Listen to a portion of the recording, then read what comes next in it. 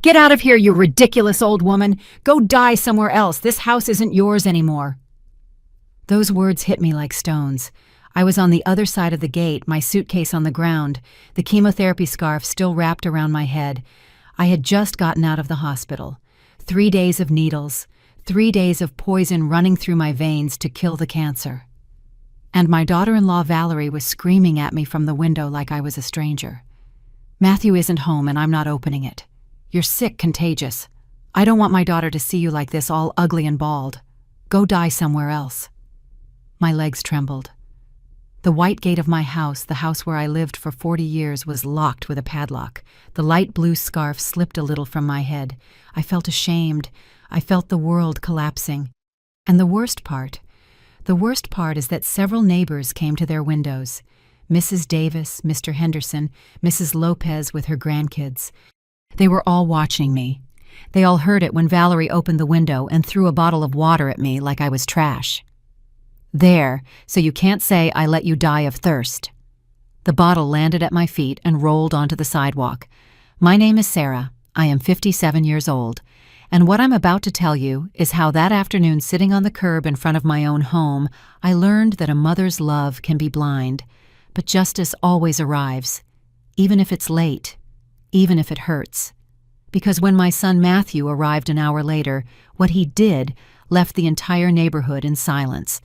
But before I tell you that, I need you to understand how I ended up at that locked gate, how a woman like me who gave everything ended up sitting on the street like a beggar. Because this story didn't start that Tuesday. It started 3 years ago when Matthew brought Valerie home for the first time. And I smiled. I opened my arms to her. I welcomed her. I didn't know I was inviting the wolf to sleep in my bed. Sometimes we trust the wrong people. Have you ever been disappointed by someone you loved? Tell me your story in the comments. I want to read it. 3 years ago, my life was simple. Not perfect, but simple. I woke up every morning to the smell of coffee brewing on the stove, that dark coffee with cinnamon that my mom taught me to make when I was 15. Matthew would always come downstairs in his pajamas, hair all messy, and say, "It smells like Sunday, Mom." Even if it was Monday. We'd have breakfast together at the kitchen table. Sweet bread from Mr. Johnson's bakery, refried beans, scrambled eggs with tomato. We talked about everything and nothing. He'd tell me about his job at the hardware store. I'd tell him about the garden, about the bougainvillea that bloomed thicker every year. Matthew was 32, hardworking, respectful, a little quiet, but a good heart. After his dad died 11 years ago now, it was just him and me. We learned to be a small family, but a strong one. In the afternoons, I'd water the plants, sweep the patio, iron his clothes for the week. He'd come home tired, kick off his dusty boots, and say, "What's for dinner, boss?" Boss. That's what he called me. On Sundays, we went to the market together. He carried the shopping bags. I picked the reddest tomatoes, the firmest zucchini. We'd grab an orange juice at Ms. Rosie's stand. We'd say hi to the neighbors. That was my life. Simple, quiet. I never imagined anyone could snatch it away from me. One Saturday in April, Matthew came home different. He had a nervous smile. He sat in the living room, looked at me, and said, "Mom, I met someone." My heart jumped, not with fear, with joy, because I thought, finally, my son deserves to be happy. He deserves to have his own family. "What's her name?" I asked, smiling. "Valerie. She's beautiful, Mom." "She has a little girl, Chloe, and I want you to meet them." I nodded. I squeezed his hand. "Bring her whenever you want, son. This house will always have room for whoever you love." Those words, those damned words. I wish I had swallowed them. Because 2 weeks later, when Valerie crossed the white gate of my house, holding her little girl's hand and flashing her perfect smile, I didn't see what was really coming. I saw a young, pretty woman with long, dark hair, dressed elegantly polite. "It's so nice to meet you, Mrs. Sarah. Matthew has told me so much about you." I made mole for her. I served her hibiscus tea. I played with the little girl in the yard.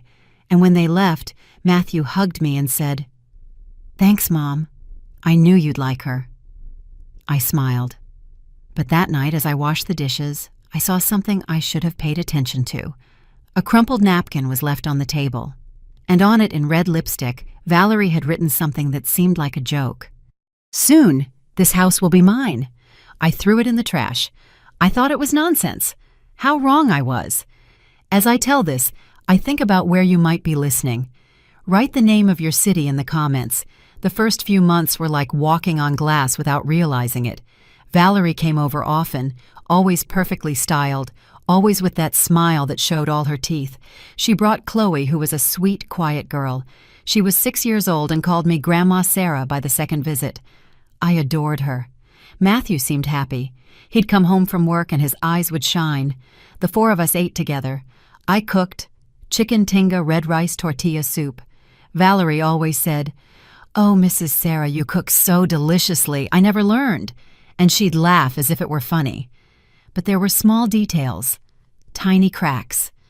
One day I made my usual stovetop coffee. I served the cups at the table. Valerie took a sip, made a face, and said, "Do you always put this much cinnamon in it? It's very strong. At my house we drink American coffee. Milder." Matthew said nothing. Neither did I. But I stopped putting cinnamon in the coffee. Another afternoon, I was watering the bougainvillea when Valerie came out to the patio.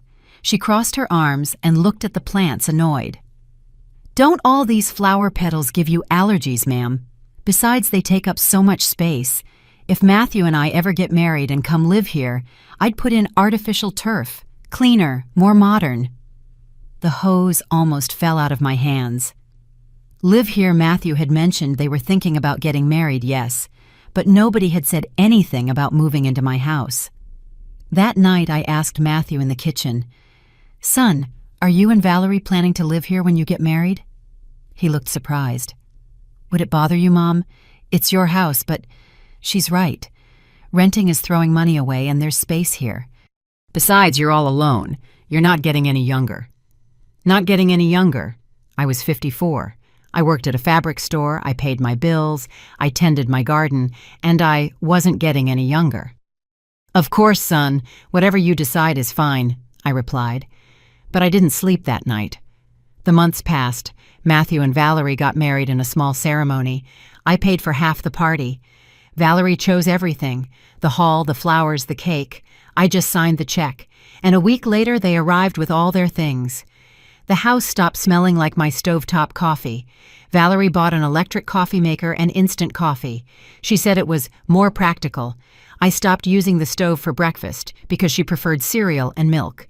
My patio plants were reorganized. Valerie said she needed space for Chloe to play. I ripped out 3 bougainvillea plants with my own hands. And my room, my big room with the view of the garden, became their room. "It's just that Chloe needs her own space, Mrs. Sarah. And you're alone. You don't need such a big room, right?" I moved into the smallest room, the one that had been the storage closet. No window. Matthew carried my boxes. He didn't look me in the eye, and I said nothing, because I thought, it's temporary. It's just until they get settled. Soon everything will go back to normal. But something was keeping me awake. One afternoon, while Valerie was in the bathroom, I saw her cell phone on the table. The screen lit up with a message from her friend Rachel. "Have you managed to get the old woman out yet?" My heart stopped. Valerie came out of the bathroom, saw my face, and smiled. She picked up the phone. "Is something wrong, ma'am?" "Nothing," I replied, and I went to my windowless room. That night, lying in the dark, I understood something. I wasn't going crazy. I wasn't exaggerating. Valerie didn't want to be part of this family. She wanted to take everything. I still wonder if I did the right thing by staying quiet for so long. What about you? Have you ever swallowed your words for fear of losing someone? I learned to walk silently inside my own house. I got up early before everyone else. I made the coffee in silence, the instant coffee that Valerie bought, not mine. I left the kitchen spotless. I left for my job at the fabric store without making a sound. When I returned in the afternoon, the house smelled different, like expensive perfume, like food I hadn't cooked. Valerie ordered takeout almost every day. "It's easier, Mrs. Sarah. Besides, you come home tired from work. We don't want you to strain yourself." It sounded like consideration, but it was displacement. Because little by little, I stopped cooking. I stopped using my own kitchen. I became an uncomfortable guest. One Saturday, I tried to make pozole. It was October, almost the holiday season. I always made pozole in the fall. Matthew looked forward to it every year. I put the big pot on the stove. I bought the hominy, the meat, the chiles. I spent the whole morning cooking. When Valerie came home with Chloe, she walked into the kitchen and wrinkled her nose. "Oh, ma'am, what is that smell? It smells so heavy. I'm on a diet, and Chloe can't eat that much grease. The pediatrician said so." "It's pozole, Valerie, for Matthew. Matthew should be careful, too," she interrupted. "He's gaining weight. Besides, I already ordered salads for everyone. Put that in the fridge if you want. But today we're eating light." The pot of pozole sat on the stove cold, untouched. That night, Matthew ate salad in silence. So did I. No one mentioned the pozole. The next day, I threw it in the trash, untouched, and I said nothing, because I thought, it's just food. It's not worth fighting over food. But it wasn't about the food. It was about my place, my voice, my existence. The weeks passed and Valerie stopped pretending. If I was in the living room watching TV, she'd come in with Chloe and say, "Ma'am, can you watch TV in your room? Chloe wants to watch her cartoons and the screen is bigger in here." I'd get up. I'd go to my windowless room. I'd lie in the dark. If I played music while I cleaned, Valerie would yell from her room, "Mrs. Sarah, turn that down. Chloe is doing homework." I'd turn off the music. I'd clean in silence. One day, Valerie walked into my room without knocking. I was folding laundry. "Ma'am, I need this space to store Chloe's things. Can you put your clothes in boxes? We're going to use this closet for storage." "My closet?" I asked in disbelief. "Yes. You hardly have any clothes anyway. You don't need this much space." And she left. That night, I packed my clothes into cardboard boxes. I cried while I did it. Matthew came home late from work, ate dinner quickly, went to sleep without asking me how I was. When I tried to talk to him one afternoon when we were alone, I said, "Son, I feel like Valerie and we're not doing well. I just wish—" "Mom, please." He cut me off.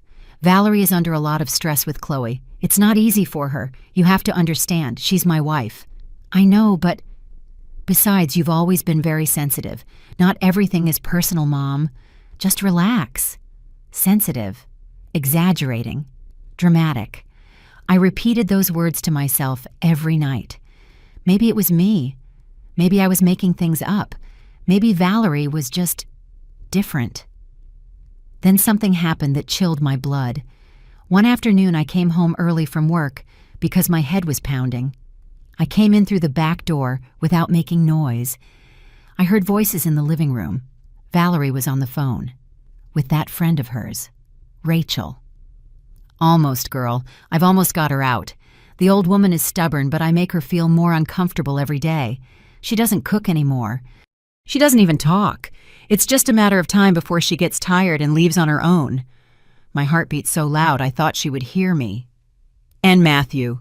asked the voice on the speakerphone. Valerie laughed, a cold laugh. "Matthew does whatever I tell him. I told him his mom is just being too sensitive, that she needs space, and he believes everything I say. When the old woman leaves, this house will be mine, and I didn't even have to do much. She's leaving all by herself." I backed out of the house without her seeing me. I walked down the street aimlessly. I cried on a street corner sitting on the curb like a homeless woman, because I understood something terrible. Valerie didn't just want my house. She wanted to erase me, and I was letting her.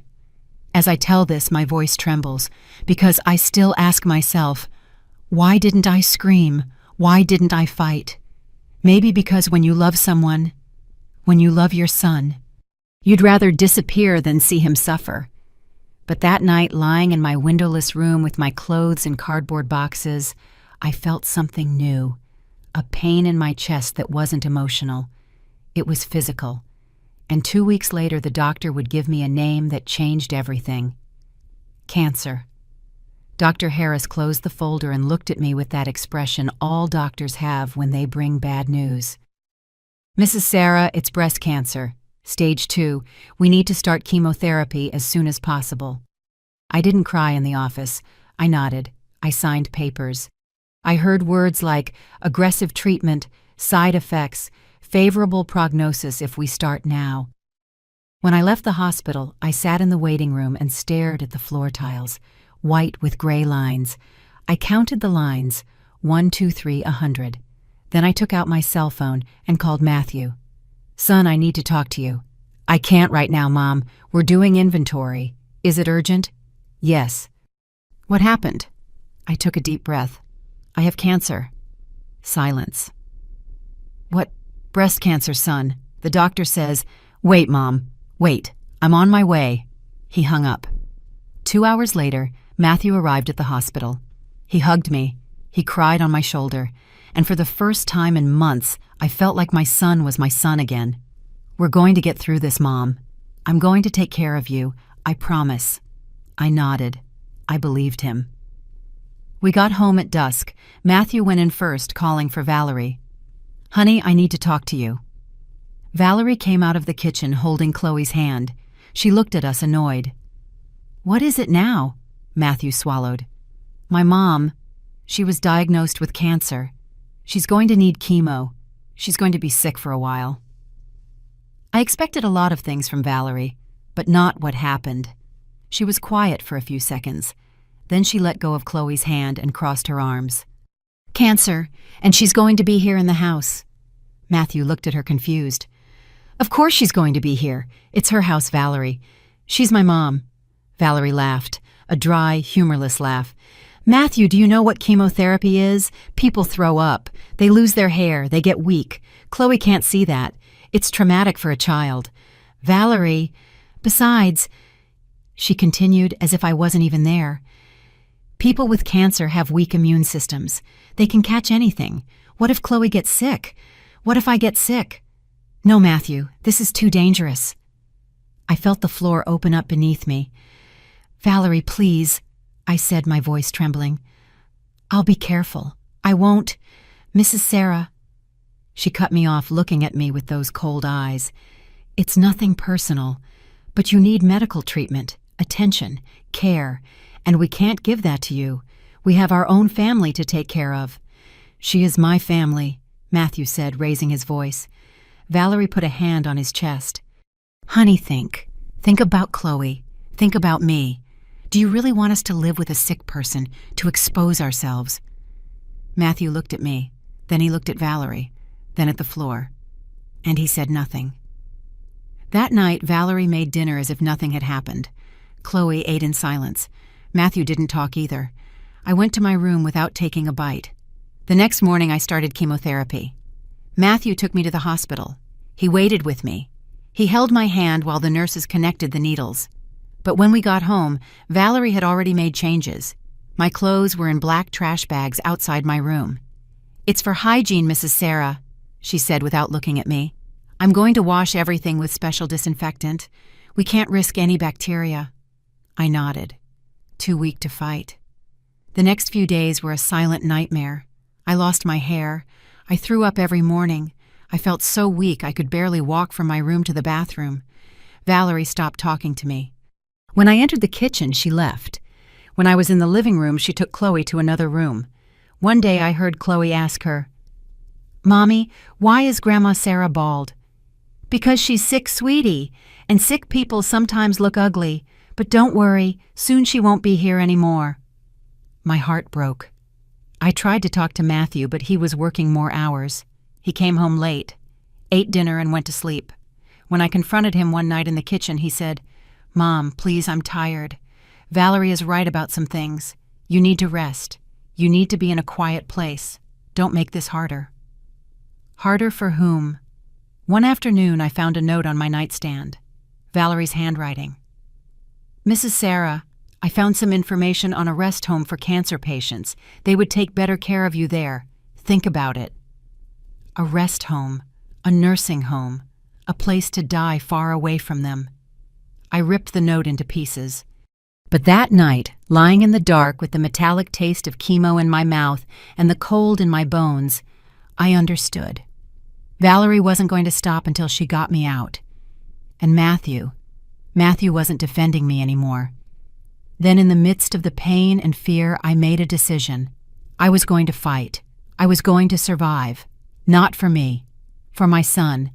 Because if I gave up, Valerie would win, and Matthew would live his whole life with a woman capable of throwing his own mother onto the street.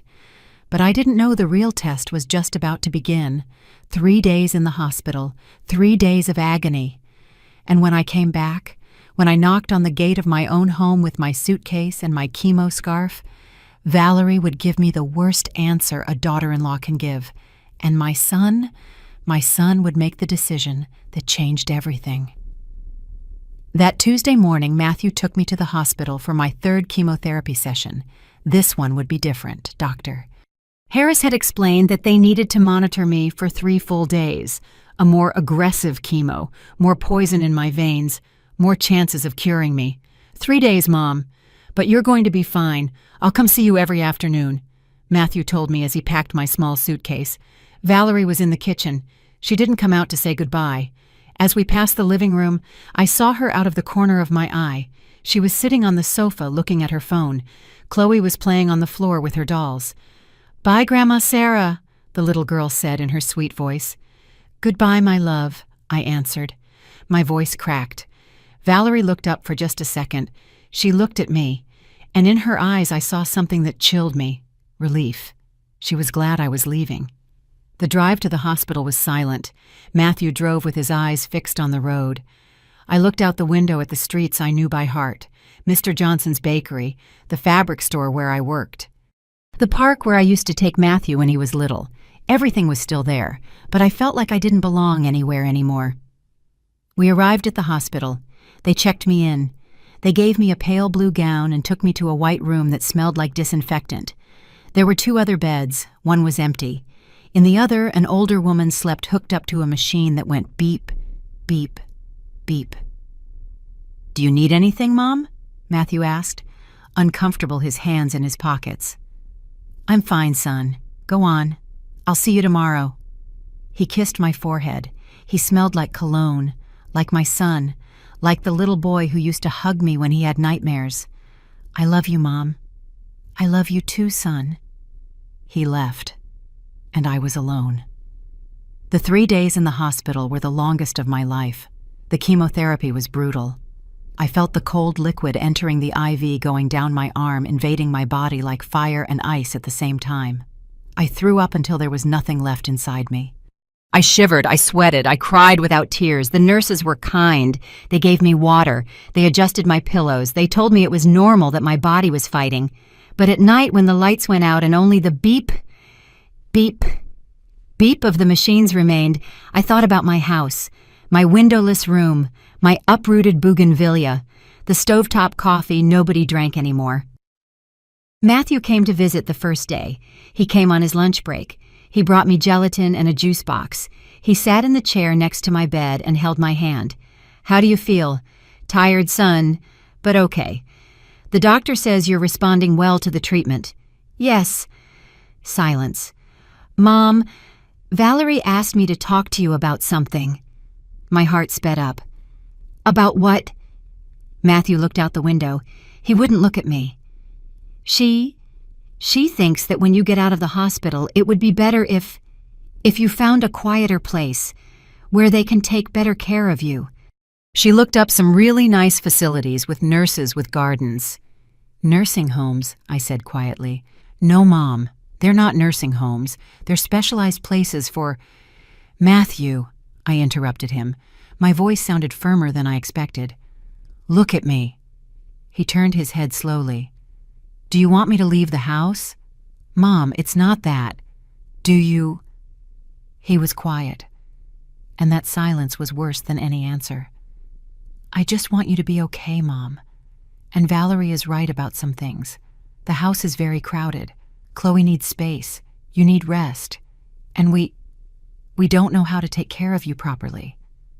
I pulled my hand away from his. "I understand. Mom, you can go, Matthew. Thanks for coming."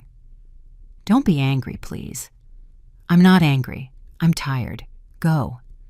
He stood up, hesitated for a moment, then he walked out of the room without looking back. And I stared at the white ceiling, feeling something inside me break for good. The second day, Matthew didn't come. He sent a text. "Sorry, Mom. Swamped at work. See you tomorrow." The third day, he didn't come either. No message. The nurses disconnected my IV. They took the needle out of my arm. They discharged me with a bag full of medication and a sheet of instructions. "Is someone coming for you, Mrs. Sarah?" the nurse asked. "Yes, my son." I lied. I called Matthew. No answer. I called 3 more times. Nothing. Finally, I called a cab. The taxi stopped in front of the white gate of my house at 4 in the afternoon. A cloudy Tuesday. The air smelled like rain. I paid the driver with the last few dollars I had in my wallet. I got out with my small suitcase. I was wearing my light blue scarf on my head. My pants were loose. I had lost weight. I felt weak, fragile. But I was home. I rang the doorbell. No one answered. I rang again. Then I heard footsteps inside. Valerie's voice shouting, "I'm coming! I'm coming!" The second-floor window opened. Valerie stuck her head out. She saw me down there with my suitcase, my scarf shaking from the cold and weakness, and she smiled. "Mrs. Sarah, what are you doing here?" I froze. What was I doing here at my own house? "I just got out of the hospital, Valerie. Can you please open the gate?" "Oh, ma'am." She sighed, as if I were asking for an impossible favor. "It's just that Matthew isn't home, and I can't open it for you." "What do you mean you can't, Valerie, please?" "It's just that Chloe is doing homework, and you know with the treatment you could bring in bacteria. The doctor told us we had to be careful." "Valerie, I'm sick. I just got out of the hospital. Please." Her face changed. The fake smile disappeared, and what was left was pure contempt. "That's exactly why, ma'am. You're sick, contagious, weak, and I am not going to expose my family. Do you understand me? My family." "But this is my house, Valerie." She laughed, a cruel, loud laugh that the neighbors could hear. "Your house. This house belongs to Matthew, and Matthew is my husband, so this house is mine, and I decide who comes in and who doesn't." "Valerie, please." My voice was shaking. The tears started to fall. "I'm cold. I'm weak. Just let me in." "No!" she screamed. "Get out of here, you ridiculous old woman. Go die somewhere else. This house isn't yours anymore." I stood there frozen. My legs trembled. "Matthew isn't home, and I'm not opening it. You're sick, contagious. I don't want my daughter to see you like this, all ugly and bald. Go die somewhere else." Then, as if I were trash, she opened the window all the way and threw a bottle of water at me. It landed at my feet and rolled onto the sidewalk. "There. So you can't say I let you die of thirst. Now get out of here." And she slammed the window shut. I just stood there staring at the white gate, the gate of my house, the house where I lived for 40 years, where I raised my son, where I planted bougainvillea, where I made coffee on the stove every morning. And now I was outside, rejected, humiliated. I heard movement around me, doors opening, windows, voices. Mrs. Davis came out onto her porch. Mr. Henderson peeked out his window. Mrs. Lopez was on the corner with her grandkids. Everyone was watching me. They had heard everything. The entire neighborhood had just witnessed my humiliation. I felt my legs give out. I sat down on the curb in front of my own house. With my suitcase by my side and the chemo scarf on my head, the water bottle was still there, rolling like a handout. I didn't cry. I had no tears left. I just sat, and I waited. Because I knew Matthew would be home. He had to come home. He was my son, my only son. He couldn't let this happen. He couldn't leave me out here like an abandoned dog. Right? The minutes passed. They turned into an hour. The sky grew dark. A light drizzle started to fall. Mrs. Davis came out of her house with a sweater and a cup of hot tea. "Mrs. Sarah, come to my house, please." I shook my head. "Thank you, Mrs. Davis. But my son is coming. He'll be here." She looked at me with pity and went back inside. Mr. Henderson brought me a blanket. He put it over my shoulders without saying a word. He just shook his head sadly. Mrs. Lopez came over with her grandkids. "Do you want us to call someone, Mrs. Sarah, the police?" "No," I answered. "Just wait with me. My son is on his way." But inside, deep inside, something had changed.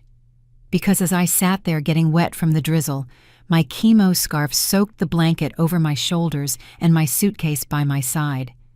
I understood something that shattered me. Valerie wasn't acting alone. Matthew knew. Matthew was allowing it. Matthew had abandoned me. My son. The boy I raised, the boy I loved, the boy I gave everything to, had left me to die in the street. And that truth hurt more than any cancer, more than any chemotherapy. Because you can survive a disease, but you can't survive the betrayal of your own blood. In the distance, I heard a car engine. I stood up with difficulty. It was him. It had to be him. The car parked in front of the house. Matthew got out in his work uniform, tired, with 3 days of stubble. He saw me. He saw the suitcase. He saw the wet scarf. He saw the neighbors watching. And in his eyes, I saw something I didn't expect. Not surprise, not anger. He knew I would be there. He knew what Valerie had done, and he had come home anyway. But not to rescue me, to make a decision. Matthew got out of the car slowly, as if every step weighed 1,000 pounds. He looked at me. He looked at my soaked scarf. He looked at the suitcase thrown on the sidewalk. He looked at the blanket Mr. Henderson had given me. He looked at the neighbors watching us from their doors, from their windows. And his face changed. It wasn't the face of a tired man coming home from work. It was the face of the little boy.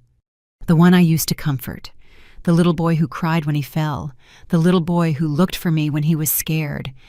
"Mom." His voice broke. "What are you doing out here?" I tried to speak, but the words wouldn't come out. I just shivered. From cold, from pain, from humiliation. Mrs. Davis approached Matthew. She put a hand on his arm. "Son, your wife kicked her out. She left her in the street. She screamed at her to go die somewhere else. The whole neighborhood heard it." Matthew closed his eyes. He clenched his fists. "How long has she been here?" "Over an hour," Mr. Henderson replied. "In the rain, sick, waiting for you." Matthew took a deep breath. Then he walked towards me. He knelt on the wet sidewalk in front of me and took my hands. "Forgive me, Mom. Forgive me." I couldn't speak.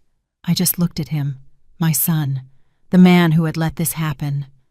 "I knew," he whispered, tears streaming down his face. "I knew what Valerie was doing. I knew how she treated you. And I looked the other way. I convinced myself you were exaggerating, that you were just being too sensitive, because it was easier. It was easier than confronting her." He pressed my hands to his forehead. He cried like a child. "Forgive me, Mom. I'm a coward, a terrible son, but this ends now." He stood up. He wiped his tears, and he walked to the gate. He rang the doorbell, hard, once, twice, 3 times. The second-floor window opened. Valerie stuck her head out with that mocking smile. "You're home, honey. Give me a minute, I'll come down and—" Her voice died when she saw Matthew's expression. "Come down, now." His voice sounded like I had never heard it before. Cold, firm, broken. Valerie disappeared from the window. Seconds later, the gate opened. She was standing there, with her perfect hair, her expensive clothes, her flawless makeup, smiling as if nothing had happened. "Honey, thank goodness you're home. Your mom just showed up out of nowhere and I—" "Shut up," Matthew interrupted her. Valerie blinked, confused. "What?" I said. "Shut up." Matthew walked into the house without looking at her. I stayed outside, still on the sidewalk, watching. The neighbors, too. Mrs. Davis, Mr. Henderson, Mrs. Lopez, all witnesses to what was about to happen. From inside, I heard Matthew's voice loud and clear. "Chloe, go to your room, now." The girl obeyed.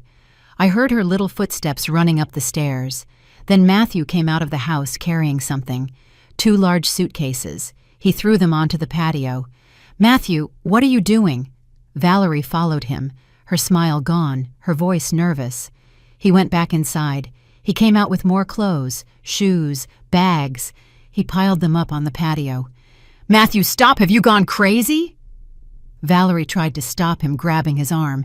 He shook her off violently. "Crazy!" He spun towards her, his eyes red. "Crazy! You left my mother in the street, sick, on chemotherapy. You kicked her out like a dog." "She's a danger to Chloe," Valerie screamed. "She has cancer. She could infect us." "Cancer is not contagious, Valerie." Matthew's voice echoed down the street. "You know that. You've known it from the beginning. But you wanted her out. You wanted to keep the house. I read your texts. I read all of them." Valerie turned pale. "I don't know what you're talking about. Almost got her out, girl. She's almost gone." Matthew recited her own words. "It's just a matter of time before she leaves on her own. That's what you wrote to Rachel. And more, so much more. You thought I was an idiot, that I wouldn't notice." "Matthew, please." Valerie tried to get closer, with fake tears. "I just wanted what's best for us." "Liar." Matthew pointed to where I was. "Look at her. Look at what you did to her. She is sick. She just got out of the hospital, and you left her in the street, in the rain." Valerie looked at me, and for a second I saw something in her eyes. Not regret, rage at being caught. "She's your mother, Matthew. She'll always be your mother. But I am your wife. You have to choose." Matthew fell silent. The silence was so heavy that even the neighbors stopped breathing. Then Matthew did something I will never forget. He took off his wedding ring, slowly, as if every millimeter hurt. He held it in his hand, he looked at it, and then he looked at Valerie. "I already chose." And he threw it on the ground. The ring bounced on the patio tiles with a metallic sound. It rolled. It stopped at Valerie's feet. "Get your things," Matthew said in a hollow voice, "and get out. Now." Valerie froze, incredulous. "What? You heard me. Get out of my house. You are no longer welcome here." "You can't do this!" Valerie screamed. "I'm married to you. I have rights. This house is mine too." "This house," Matthew said with a terrifying calm, "is in my mother's name. It always has been. My father left it to her. Not to me. To her. So no. You have no rights here. You are a guest, and I'm asking you to leave." Valerie opened her mouth, but no sound came out. Her perfect face crumpled. Her makeup started to run with tears of rage. "And Chloe," she asked, her voice trembling, "are you going to take my daughter from me?" Matthew shook his head. "Chloe is your daughter. She goes with you. I would never do to a mother what you did to mine. But listen to me, Valerie. If you ever come near my mom again, if you ever speak to her again, you will regret it." He turned around and walked towards me. He helped me up from the curb. He grabbed my suitcase. He took the wet blanket off me and put his work jacket over my shoulders. "Let's go home, Mom." And he guided me toward the gate. From behind I heard sobs, not of sadness, of fury. Valerie was crying tears of rage, of humiliation, because the whole neighborhood had seen her fall, Mrs. Davis started to clap, slowly. Then Mr. Henderson. Then Mrs. Lopez. Then other neighbors who had come out. A slow, solemn applause, like a funeral, or like a resurrection. We went into the house. Matthew closed the gate behind us. And outside I heard the sound of Valerie dragging her suitcases, screaming, calling someone on the phone, crying. It was 2 hours before she left. When the noise finally stopped, Matthew and I were in the kitchen. He had put water on to boil. I was sitting in my usual chair, the one in the corner, the one nobody else used. The house smelled different, cold, empty, but it was ours again. Matthew served 2 cups. He looked in the pantry and found the can of coffee I had saved. My stovetop coffee, my cinnamon, my brown sugar. He made it just like I had taught him years ago. And when he put the cup in front of me, the smell hit me like a memory, like a hug, like a homecoming. "It smells like Sunday, Mom," Matthew said, his voice broken. And we both cried. We cried for everything we had lost, for all the stolen days, for all the words we didn't say, for the time we would never get back, but we also cried with relief because even though it hurt, even though we had lost so much, we still had each other. That night, Matthew took me to my old room, the one Valerie had taken. He changed the sheets. He removed all her things. He opened the windows to let the fresh air in. "This is your room, Mom. It always was. Forgive me for forgetting." I lay down in my bed, after months of sleeping in that windowless closet, and for the first time in a long, long time, I slept in peace. But I knew this wasn't over, because when you kick out someone like Valerie, when you take away everything she thought was hers, that person doesn't just disappear. She comes back. And when she comes back, she'll bring all her venom with her. But I wasn't afraid anymore, because I had learned something that night sitting on the curb in the rain staring at my own locked house. You can lose everything. Your house, your health, your dignity. But if you don't lose your truth, if you don't lose your value, then nothing and no one can destroy you. And Valerie had just learned that truth. Life has its own way of serving justice, and it was just starting to collect its debts. The first few days after Valerie left were strange, like waking up from a nightmare and not being sure if it's really over. Matthew and I moved around the house carefully, as if we were walking on broken glass. He woke up early. He made the stovetop coffee without me asking. I cleaned the house slowly, getting rid of every trace of Valerie. Her perfumes, her magazines, her pictures. But we didn't talk much, because there was so much to say, neither of us knew where to start. A week after that afternoon in the rain, Matthew and I were having breakfast when his cell phone rang. He looked at it, his face tensed. "It's her. Valerie." He nodded. He declined the call. It rang again, once, twice, 10 times. "Answer it," I finally said. "You need to talk to her, for Chloe, for the paperwork, for everything." Matthew hesitated, but finally answered. He put it on speaker. "What do you want, Valerie?" Her voice sounded different, soft, sweet, the voice she used when she wanted to manipulate. "Matthew, honey, we need to talk. Please. This has all been a terrible misunderstanding. I was stressed. I wasn't thinking clearly. I like your mom. I really do." "Don't talk to my son like that," I interrupted. My voice was firm, clear. "And don't mention me. You and I have nothing left to talk about." Silence on the other end. Then Valerie's voice changed. It turned cold, venomous. "Oh, I see. You've already brainwashed him, haven't you, Mrs. Sarah, you've already turned him against me." "Nobody brainwashed anyone," I replied calmly. "He saw what you did. The whole neighborhood saw. You dug your own grave." "This isn't over," Valerie hissed. "I'm going to fight for my rights. I'm going to fight for that house.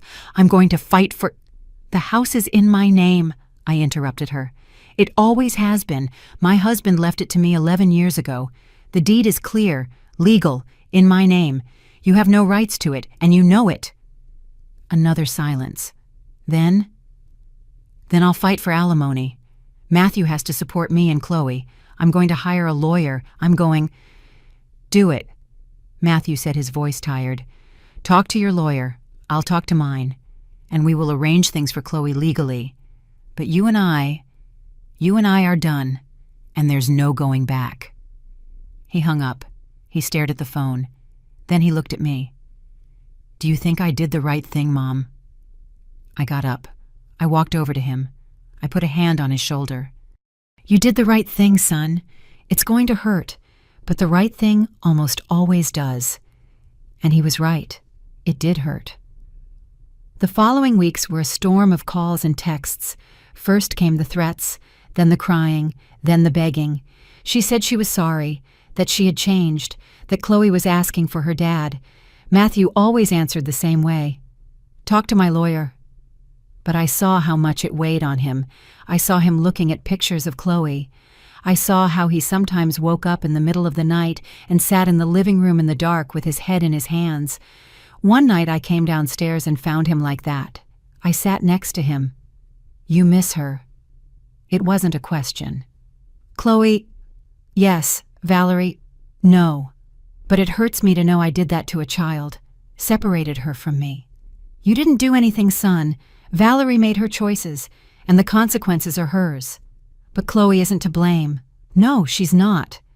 And when she's old enough to understand, she will know the truth. For now, the best thing you can do is be okay, be strong, for when she needs you. Matthew nodded, wiped his tears. How do you do it, Mom? How do you not hate her after everything she did to you? I was quiet for a moment, thinking. Because hate is a poison you drink hoping the other person dies, and I already have enough poison in my body with this chemotherapy. I'm not going to let Valerie poison my soul too. Matthew hugged me, and we cried together in the dark living room. A month later, while I was at my chemo session, I got a call from Mrs. Davis. Mrs. Sarah, Valerie came to the house. My heart leaped. What happened? She came with Chloe. She banged on the gate, yelled that she wanted to talk to Matthew, but he wasn't here. The little girl was crying. She said she wanted to see her daddy. It was sad, ma'am. Are they gone? Yes. But she left a letter. She slipped it under the gate. Do you want me to get it for you? Yes, please. Thank you, Mrs. Davis. When I got home that afternoon, Matthew was already there. He had the letter in his hands, a white envelope, Valerie's perfect handwriting. Did you read it? I asked. He shook his head. I don't know if I want to. Then don't. But we both knew he had to, even if it hurt. Matthew opened the envelope. He read it in silence. His expression didn't change. When he finished, he folded the letter and left it on the table. What does it say? I asked. She's pregnant. The world stopped. What? She says she's pregnant. 2 months. That it's mine. That she needs me to come back. That a family shouldn't be separated. That Chloe needs her little brother or sister. He fell silent, closed his eyes. Is it possible? I asked in a low voice. Yes, the dates. They line up. I sat down in the chair. I felt the air leave my chest. Another baby. Another child of Matthew's. Another tie to Valerie. What are you going to do, son? Matthew didn't answer right away. He stared at the letter. Then he looked at me.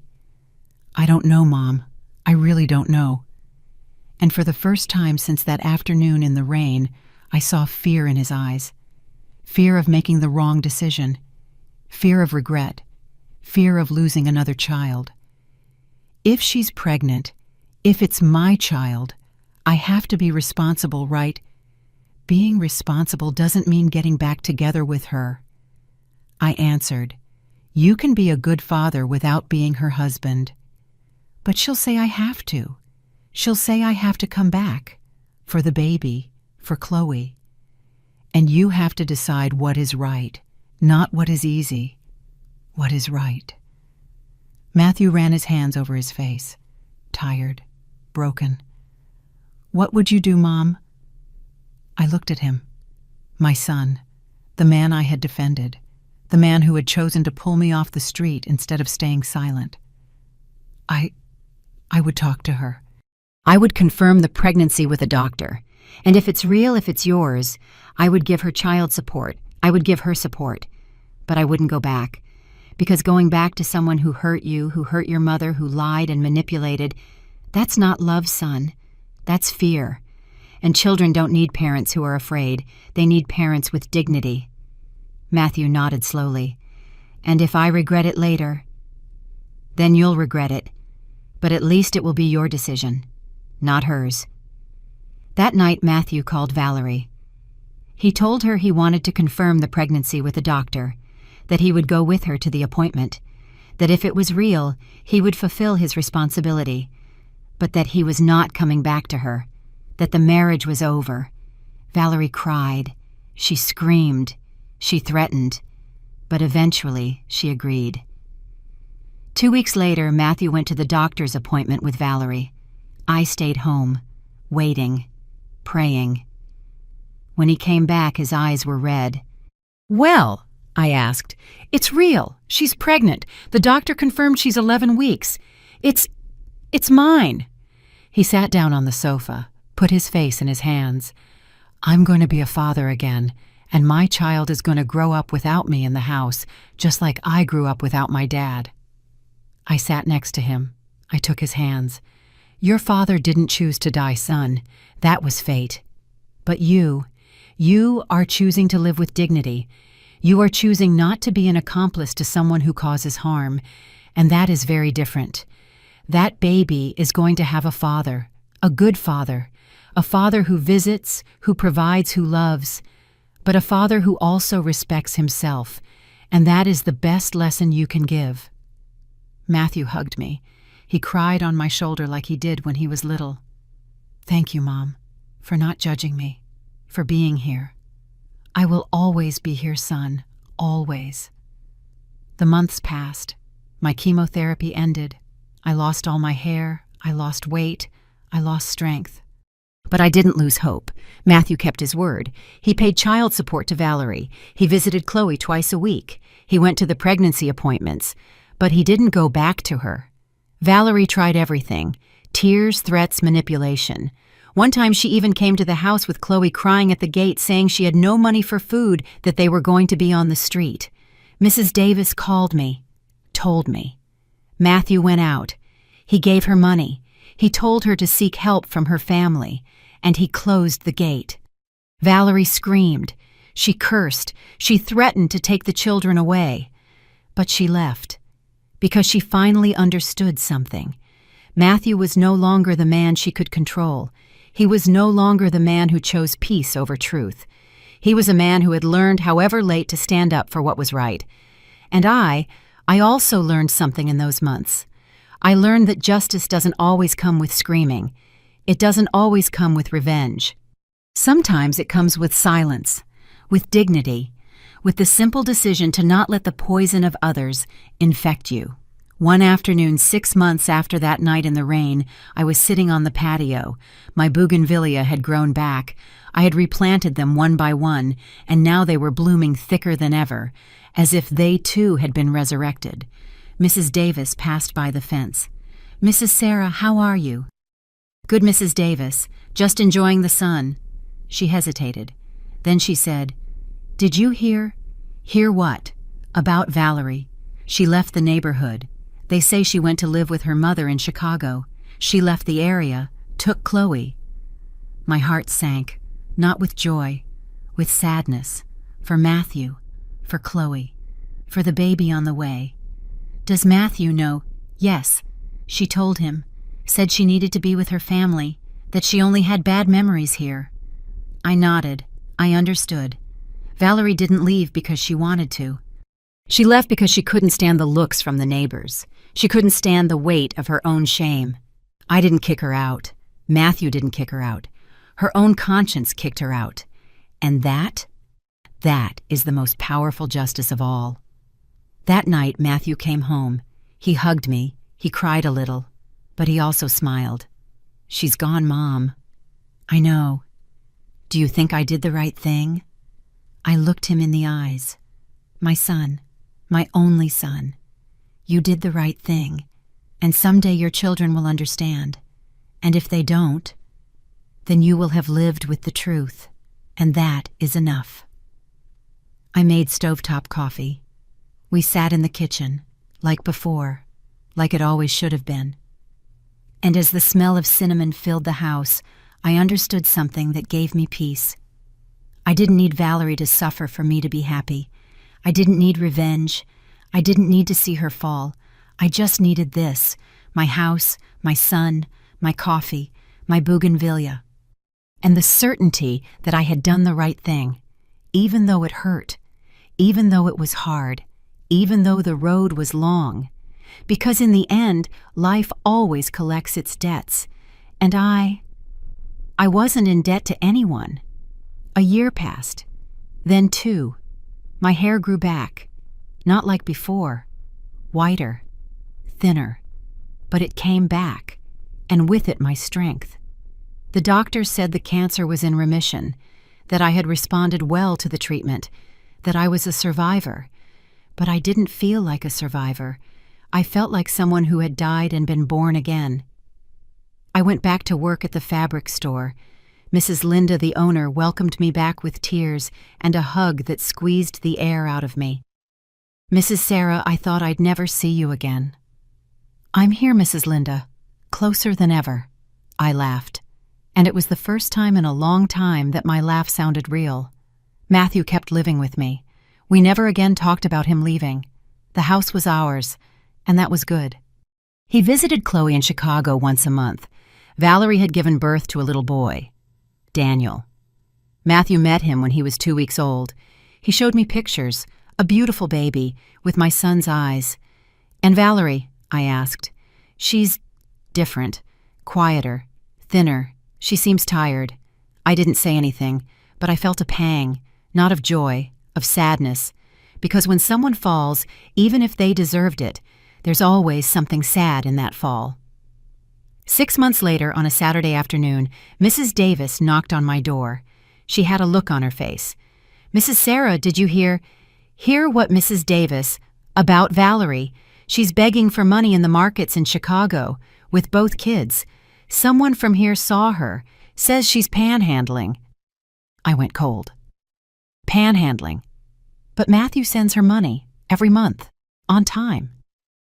Well, they say it's not enough, that her mom kicked her out of the house, that she's living in some rented room with a leaky roof, that the kids are skinny. My God. I'm just telling you so you know, in case she comes back and asks you for help. That night I told Matthew. His face went pale. "Mom, I send her $500 a month. That's enough for rent and food. What is she spending the money on?" "I don't know, son, but you need to find out, for your children." The next day, Matthew flew to Chicago without telling her. He came back 3 days later. He had dark circles under his eyes. He looked like he hadn't slept. He sat at the kitchen table. I served him coffee. I waited. I found her mom. She's living in one room in a tenement building. Small, damp. The kids are sleeping on a mattress on the floor. Chloe has a cough. Daniel has a bad diaper rash. His voice broke. I asked her what she spent the money on, and she confessed. She spent it on clothes, on makeup, on going out with friends. She said she needed to feel good, that being locked up with the kids was driving her crazy, that she needed to live. Dear God. I told her that's over. From now on, I'm sending groceries directly, and I'm paying the rent to her landlord, not to her. And if she keeps this up, I'm going to take the kids. What did she say? She cried.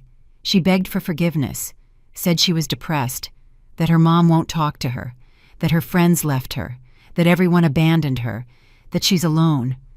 Matthew looked at me with tired eyes, and I felt sorry for her mom. After everything she did to me, after everything she did to you, I felt sorry for her. I took his hand.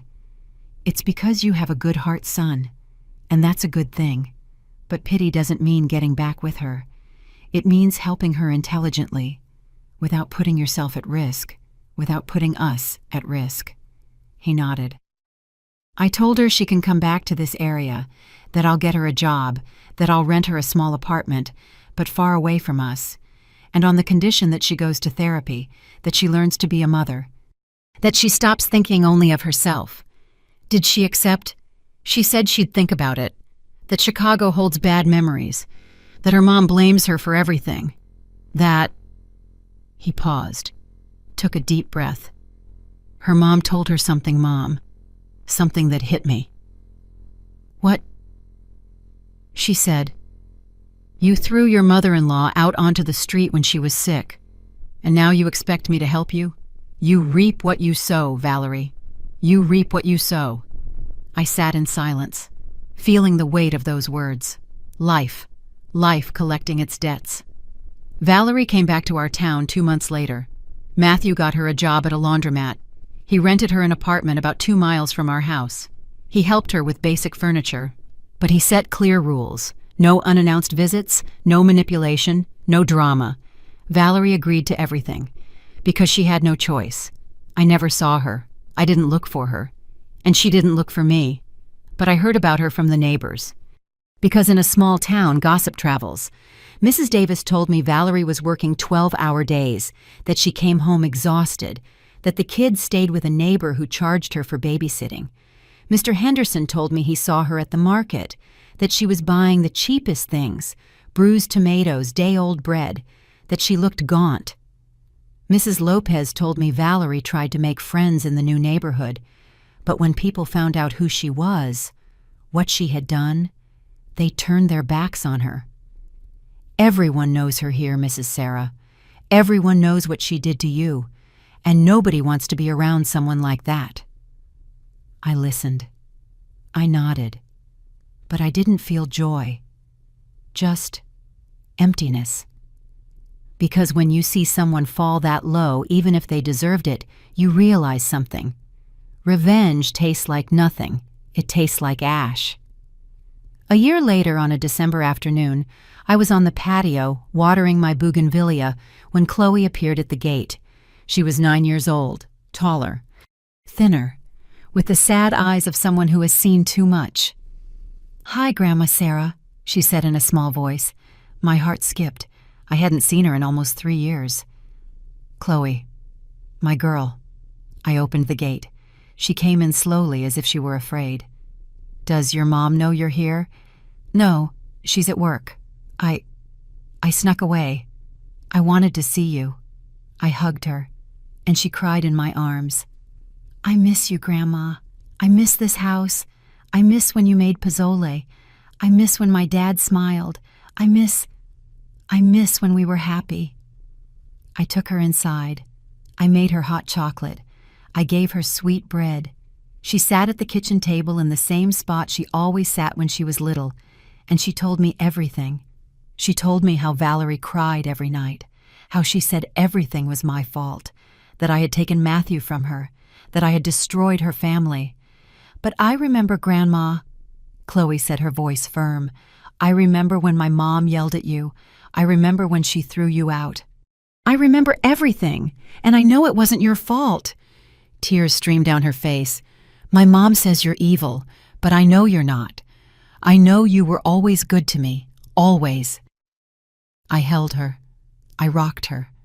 I sang her a song I used to sing to her when she was a baby. When Matthew came home, he found Chloe asleep on the sofa, her head in my lap. "Mom, how?" "She came alone. She wanted to see us." Matthew knelt beside his daughter. He stroked her hair. "I can't let her live like this, Mom. I can't." "I know, son. I'm going to fight for custody. I can't leave my children with someone who is so broken." "Are you sure?" "Yes, completely." And he did. Months later, with the help of a lawyer with testimony from neighbors with proof of neglect, Matthew won custody of Chloe. Valerie didn't fight much. She said she couldn't handle it all, that it was too much, that she needed time for herself. Daniel stayed with her. He was still very little. But Matthew had regular visits. Chloe came to live with us, and the house was filled with laughter again. The months passed. Valerie kept working at the laundromat, kept living in her small apartment, kept being alone. One afternoon I saw her from a distance at the market. She was buying vegetables. She looked older, much older than she really was. Her hair was dull, her clothes were worn, her shoulders were slumped. She saw me.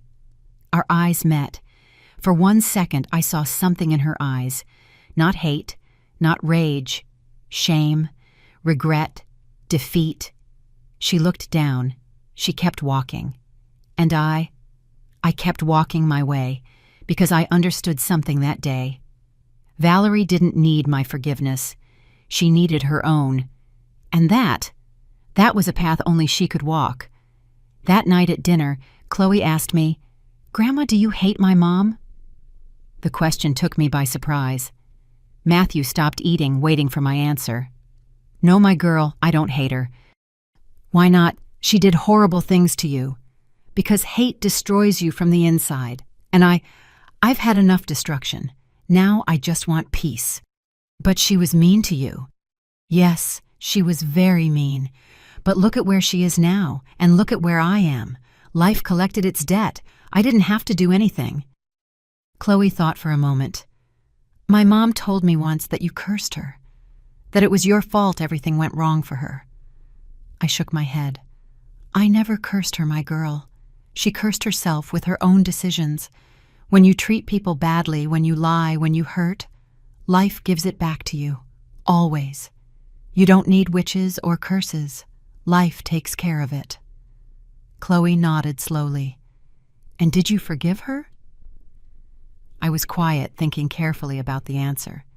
Forgiving doesn't mean forgetting or trusting again. Forgiving means letting go of the anger. It means stop carrying the weight of resentment. I let go of that weight a long time ago, and I feel lighter, freer. "Your mom is still carrying a lot of weight, and only she can let it go." Matthew looked at me with shining eyes. "You're wise, Mom." "I'm not wise, son. I'm just old, and old people learn that life is too short to waste on hate." A year later at Christmas, I received a letter. There was no return address. Trembling handwriting. I recognized that handwriting. Valerie. Matthew saw me with the envelope in my hands. "Are you going to read it?" "I don't know." "Can I read it first to see what it says?" I shook my head. "No. If it's addressed to me, I'll read it." I opened the envelope. I took out the paper, and I read. "Mrs. Sarah, I don't expect you to read this. I don't expect you to forgive me. I just need to write it, because if I don't, I think I'm going to go crazy. I was cruel to you. So cruel, and I have no excuse. I can't say I was confused or that I didn't know what I was doing. I knew. I knew perfectly. I wanted your house. I wanted to take your place. I wanted you to disappear, and I worked every day to make it happen.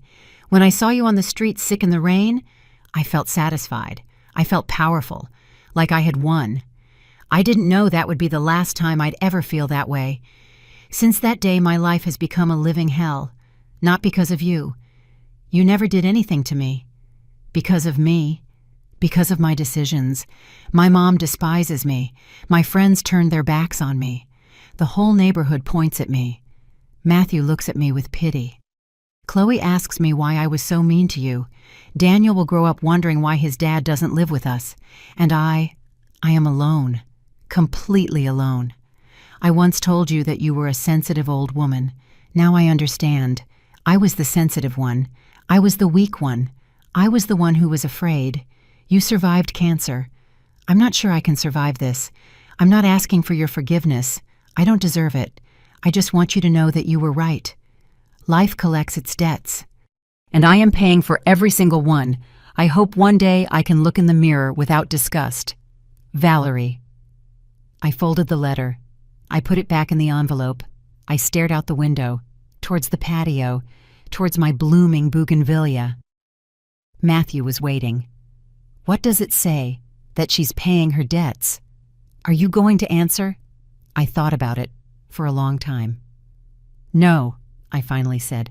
There's nothing to say.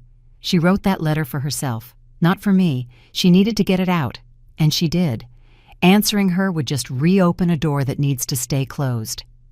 Matthew nodded. Are you keeping it? Yes, I'll keep it.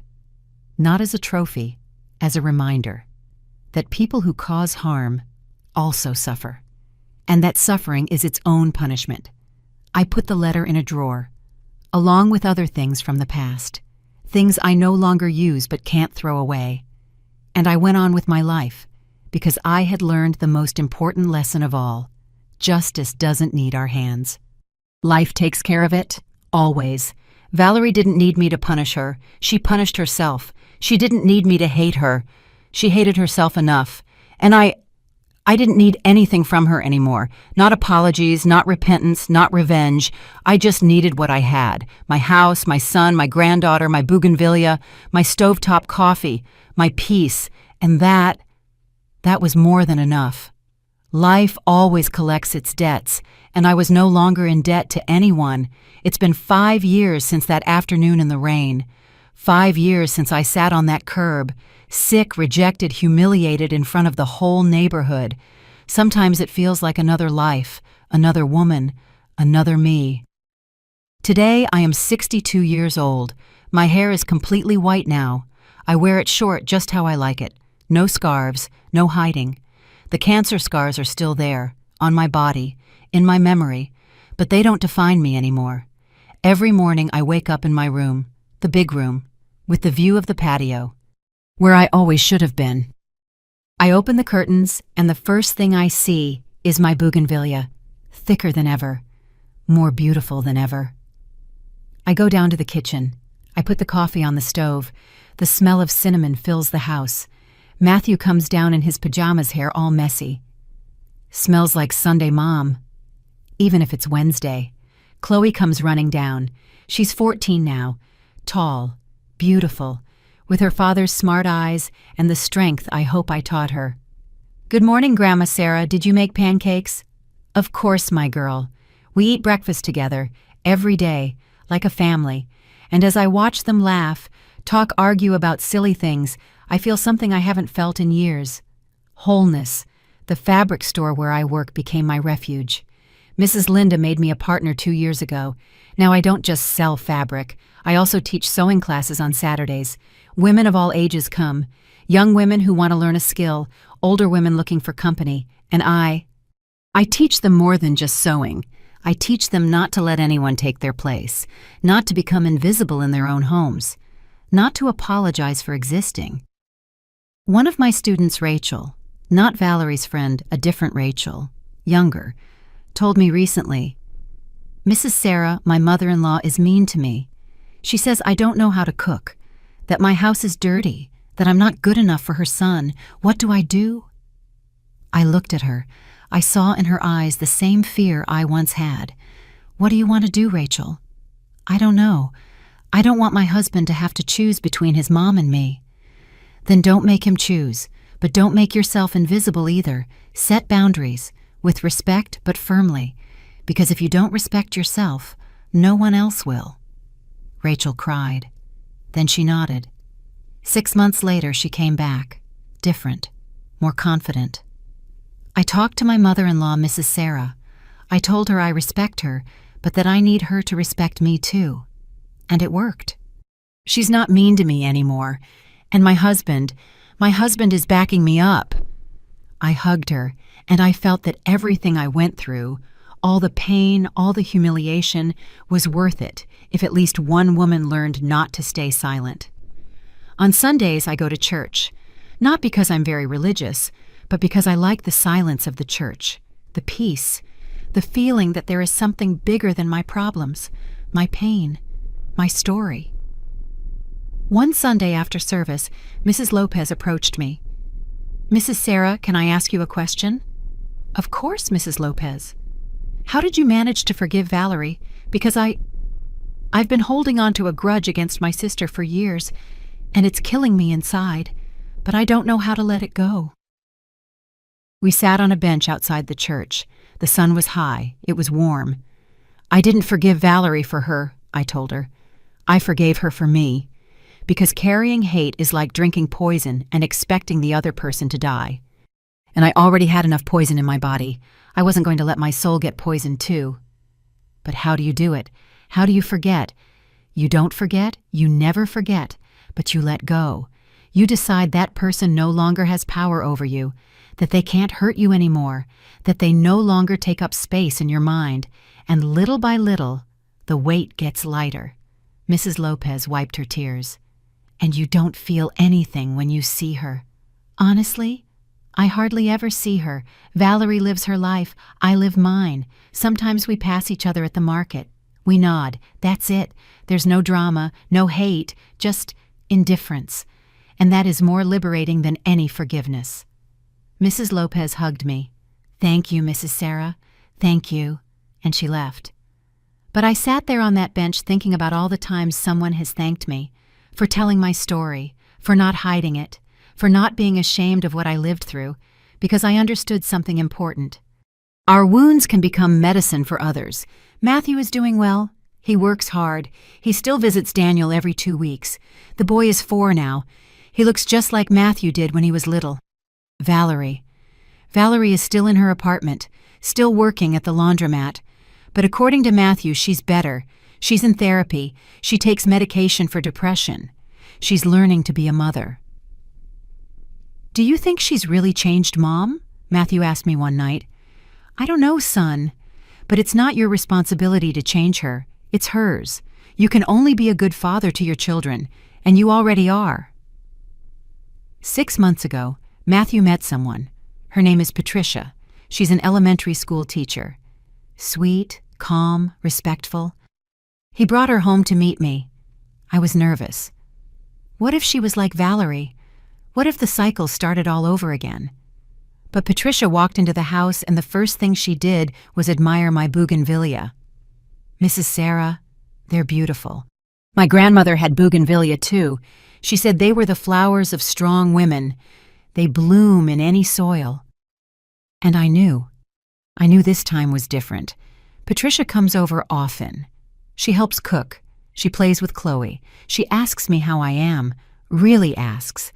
And I don't feel threatened. I don't feel invaded. I just feel family, growing, in a healthy way. Chloe loves her, and that's the most important thing. Grandma, do you think Dad will marry Patricia?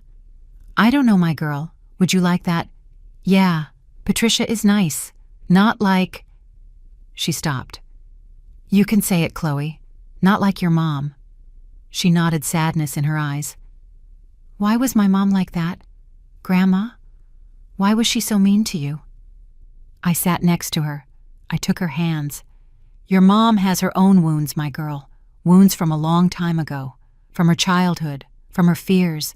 And when someone is wounded and doesn't heal, they hurt other people. Not because they're evil, but because they don't know how not to. Does that excuse her? No, it doesn't excuse her, but it explains her. And understanding isn't the same as forgiving. But it helps let go of the anger. Chloe thought for a moment. Do you hate her? No, I don't waste energy hating her anymore. I'd rather spend it loving you, taking care of my plants, making my coffee, laughing with your dad, living. I want to be like you when I grow up, Grandma. No, my girl. You have to be like you. Better than me. Stronger. Wiser. You don't have to go through what I went through to learn. You can learn from my story and spare yourself the pain. She hugged me, and I felt that everything, absolutely everything, had been worth it. One afternoon a month ago, I was in the yard watering the bougainvillea when I heard someone's voice at the gate. Mrs. Sarah. I turned. It was Valerie. I hadn't seen her up close in years. She was thinner, older, her hair pulled back in a simple ponytail, no makeup, wearing her work clothes. Valerie, I said, surprised. I'm sorry to come unannounced. I needed to talk to you. My heart beat quickly, but not with fear, with curiosity. Is Matthew here? No, he went out with Chloe. They'll be back in an hour. I'm not here for Matthew. I'm here for you. I opened the gate. I let her in. We sat on the patio under the shade of the bougainvillea. Valerie looked at everything as if it were a strange place. And I guess it was. The last time she was here was when Matthew threw her out. Do you want some water coffee? I asked. No, thank you. I just want to talk. I waited. I know you got my letter. Matthew told me. And I know you didn't answer. And that's okay. I didn't expect you to. Silence. I came because my therapist said I need to close cycles, and the most important cycle is with you. What do you need from me, Valerie? Nothing, she said quickly. I don't need anything. I just want you to know that I'm sorry. I am truly sorry. I don't expect you to forgive me. I don't deserve it. I just want you to know that I've changed. Or at least, I'm trying. I looked at her, really looked at her, and I saw something different in her eyes. The hardness was gone, the arrogance. There was just tiredness and shame. Valerie, why did you do it? Why were you so cruel? She looked down, fiddled with her hands. Why? Because I was scared. Scared of not being enough. Scared Matthew would leave me. Scared you were better than me. And when I'm scared, I attack. It's the only thing I know how to do. And now I'm learning to be scared without attacking, to feel without destroying. It's hard, but I'm trying. I nodded. I'm glad you're trying, Valerie. I really am. Do you hate me? The question surprised me. No, I don't hate you, but I don't trust you, and we will never be friends. But I wish you well. I hope you heal. I hope you're a good mom to Daniel. I hope you find peace, Valerie cried. No drama, no screams, just silent tears. Thank you, Mrs. Sarah. Thank you for not hating me, because I hate myself enough for the both of us. Then stop. Hating yourself doesn't change the past. It only ruins your future. She wiped her tears. She stood up. I won't bother you again. I just wanted you to know I'm sorry. She walked to the gate, but before she left, she turned. Your bougainvillea are beautiful. Thank you. I ripped them all out once, but they grew back, stronger. Valerie understood the message. She nodded, and she left. I don't know if I'll see her again. I don't know if she's really changed. I don't know what the future holds for her. But I know one thing. I've let go. I've closed that chapter. I've forgiven. Not for her, for me. And that is enough. Today, as I write this in my journal. Yes, I have a journal now. My therapist recommended it. I realize how much I've changed. The Sarah from 5 years ago was an invisible woman, a woman who asked for permission to exist in her own home, a woman who made herself small so others could be big. That Sarah died, and in her place another was born, one who knows how to say no, one who sets boundaries, one who isn't afraid to take up space, one who understands that being kind doesn't mean being weak. The cancer didn't kill me, but it transformed me. It forced me to look at my life and ask, is this it? Is this what I want? And the answer was no. So I changed. Not all at once, little by little, with fear, with pain. But I changed. And now when I look in the mirror, I like what I see. A woman with scars, with gray hair, with wrinkles. But a woman who is alive, present, dignified. Yesterday, Chloe came home from school excited. Grandma, we have to do a project on a woman we admire. Can I write about you? My heart swelled. About me? Why? Because you survived cancer. Because you set boundaries. Because you didn't let anyone walk all over you. Because you taught me that women can be strong without being cruel and kind without being weak. The tears streamed down my face. Of course, my girl. Of course you can. And as Chloe asked me questions for her project, when did you know you had cancer? How did you feel when they kicked you out? What did you learn from all of it? I realized something. My pain became a lesson. My wound became medicine. My story became hope. And that changes everything. This morning as I drank my stovetop coffee on the patio, surrounded by my bougainvillea with the sun warming my face and the sound of Chloe laughing inside, I felt something I haven't felt in years. Gratitude. Gratitude for being alive, for having survived, for having found my way back to myself. Gratitude for my son, who, although it took him time, chose what was right. Gratitude for my granddaughter, who reminds me why it's worth moving forward. Gratitude for the neighbors who held out a hand when I was on the curb. Gratitude even for Valerie, because she taught me what I never want to be. And that is an invaluable lesson. And gratitude for you, for whoever is listening to this story. Because if you made it this far, it's because something in my story touched something in yours. And I want you to know something. If you are going through something similar, if someone is making you invisible, if you feel like you are losing your place, your voice, your life, fight back. Don't wait. Don't make yourself small. Don't apologize for existing.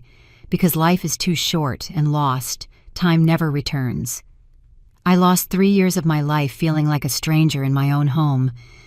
3 years I will never get back. But the years I have left, those are mine. and I'm going to live them with dignity, with joy, with peace. And you can too. It doesn't matter how old you are. It doesn't matter how long you've been silent. It is always time to raise your voice. It is always time to reclaim your place. Because when a woman wakes up, when a woman decides she will no longer be invisible, the whole world trembles. And believe me, there is nothing more beautiful than a woman who respects herself. My name is Sarah. I am 62 years old. I survived cancer. I survived cruelty. I survived pain. And I am here, alive, present, flourishing, like my bougainvillea. I ripped them all out, and they grew back stronger, because that's what strong women do. We bloom in any soil, even the most barren. And if my story helped you, if something I said touched your heart, if even one woman who heard me decides to open her eyes and reclaim her place, then it was all worth it. Every tear, every humiliation, every moment of pain. Because in the end, life always collects its debts, and justice always arrives, even if it's late, even if it hurts, even if it's not what we expected. But it arrives.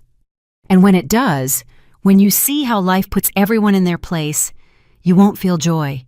You will feel peace. And that peace is the most valuable thing there is. Thank you for listening to the end. If this story touched your heart, share it with someone you love. Sometimes a story like this can change a whole day or a whole life. May you be blessed. May you find your place. May you reclaim your voice. And may you never, ever become invisible. Until next time, my love. And remember, life always collects its debts, but it also gives you flowers, even if you rip them out. They always grow back.